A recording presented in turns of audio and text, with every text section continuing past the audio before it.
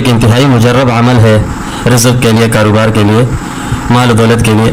یہ جو رزق کے لیے انسان اکثر لوگ وظائف کرتے ہیں، تو رزق میں صرف پیسہ نہیں آتا، بلکہ رزق سے مراد انسان کے آمدنی ہوتی ہے، مال و دولت ہوتی ہے، انسان کا کاروبار، روزگار، جو بھی جتنے بھی ان میں مسائل پیش آتے ہیں، ان تمام سے مراد رزق ہوتا ہے.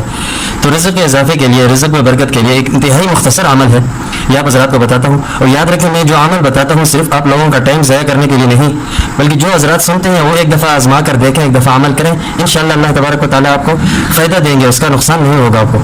تو کرنا یہ ہے، آپ نے درود ابراہیمی 3 مرتبہ پڑھنا ہے شروع میں، اور اس کے بعد آپ نے پھر 3125 مرتبہ یا رزاق ہو. یہ انتہائی آسان ہے پڑھنا، صرف ہنسوں میں زیادہ نظر آ رہا ہے، لیکن پڑھنا انتہائی آسان ہے. 3125 مرتبہ، اور اس کے بعد پھر آخر میں 3 مرتبہ درود شریف پڑھیں. اس کے بعد اپنے جس مقصد کے لیے آپ نے اس کو پڑھا ہے، اس مقصد کو یہ سامنے رکھ کر، اس کو نام لے کر اللہ تبارک و تعالیٰ سے مانگیں انشاءاللہ.